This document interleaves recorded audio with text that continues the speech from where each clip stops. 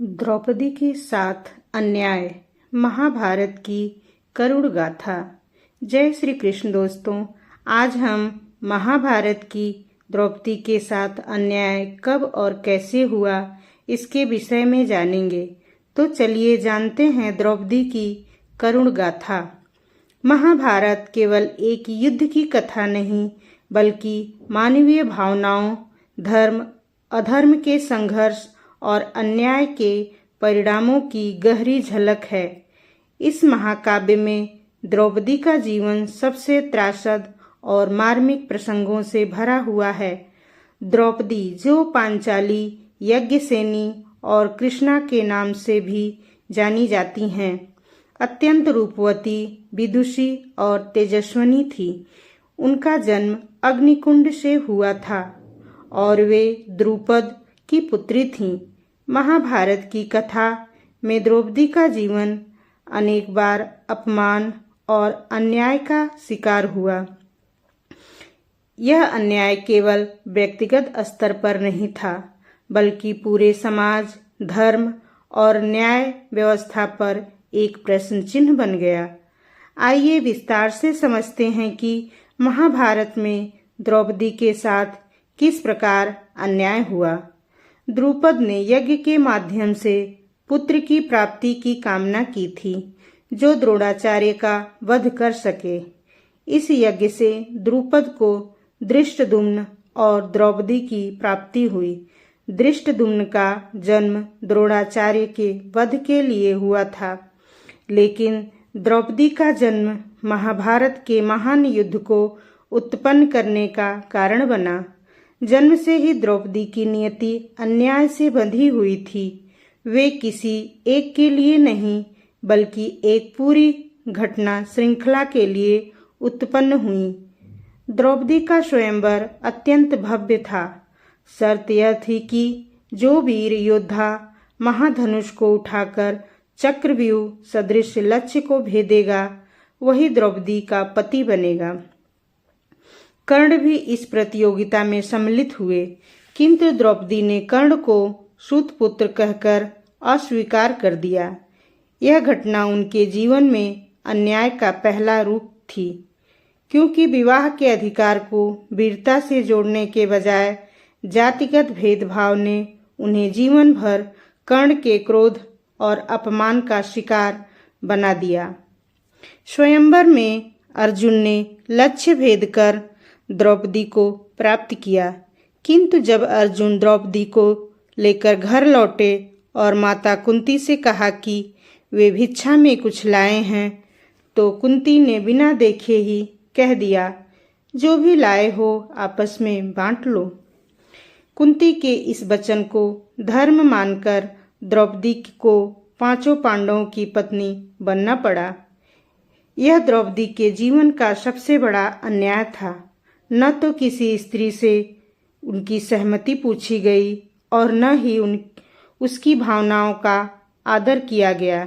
यह विवाह परंपरा के नाम पर स्त्री की स्वतंत्रता का हनन था। महाभारत में द्रौपदी के साथ हुआ सबसे बड़ा अन्याय धृतकीड़ा में हुआ, जब युधिष्ठिर ने अपने ही राज्य, भाइयों और स्वयं को हारने के बाद द्रौपदी को दांव पर लगा दिया। तो यह धर्म और नीति की दृष्टि से अत्यंत अधर्म था। द्रौपदी ने सभा में प्रश्न किया, क्या जो स्वयं को हार चुका हो वह अपनी पत्नी को दांव पर लगा सकता है? किंतु भीष्म जैसे धर्मज्ञ भी मौन रहे। द्रौपदी को न्याय नहीं मिला। दुर्योधन ने द्रौपदी को सभा में लाने का आदेश दिया। दुशासन ने उन्हें केस पकड़कर घसीटते हुए सभा में लाया। द्रौपदी के वस्त्र हरण का प्रयास किया गया। यही वह क्षण था जिसने धर्म की नींव हिला दी। एक पत्नी, महारानी धर्मपत्नी को इस प्रकार अपमानित किया गया और सभा में उपस्थित समस्त पुरुष चुप रहे। द्रौपदी के वस्त्र हरण का प्रयास किया गया, किंतु भगवान कृष्ण ने उनकी लाज बचाई। यह घटना केवल द्रौपदी का नहीं बल्कि पूरे स्त्रीत्व का अपमान थी। सभा में भीष्म, द्रोण, विदुर, कृपाचार्य और अन्य सभी मौजूद थे, परंतु किसी ने हस्तक्षेप नहीं किया। यह निष्क्रियता उस समय के समाज की सबसे बड़ी विफलता थी। इस अपमान के बाद द्रौपदी ने प्रतिज्ञा ली कि जब तक कौरव वंश का विनाश न हो तब तक वे अपने केस नहीं बांधेंगी। उनके हृदय की पीड़ा और क्रोध ने महाभारत युद्ध की नींव रखी। इस युद्ध में करोड़ों लोगों का संहार हुआ, जो द्रौपदी के अन्याय का प्रत्यक्ष परिणाम था। युद्ध के बाद भी द्रौपदी को सुख नहीं मिला। पांचों पांडवों के साथ वे हिमालय की ओर गईं। मार्ग में सबसे पहले द्रौपदी गिरी। भीम ने पूछा कि द्रौपदी क्यों गिरी? युधिष्ठिर ने उत्तर दिया, क्योंकि द्रौपदी अर्जुन से अधिक प्रेम करती थी। यह अंतिम क्षण भी उनके लिए अन्यायपूर्ण ही था। एक स्त्री के सच्चे मनोभावों को भी दोष मान लिया गया। जन्म से ही वे नियति के खेल में फंसी रहीं। स्वयंवर में जातिगत भेदभाव का सामना किया। उन्हें बिना इच्छा के 5 पतियों की पत्नी बनना पड़ा। धृत क्रीड़ा में उन्हें संपत्ति की भांति दांव पर लगाया गया। सभा में उनका वस्त्र हरण कर समाज ने स्त्रीत्व का अपमान किया। युद्ध के बाद भी उन्हें मानसिक शांति नहीं मिली। द्रौपदी का जीवन महाभारत में स्त्री के अधिकारों और समाज की विफलता का प्रतीक है। उनके साथ हुआ अन्याय केवल व्यक्तिगत नहीं था, बल्कि पूरे युग की अन्यायपूर्ण सोच का प्रतिबिंब था।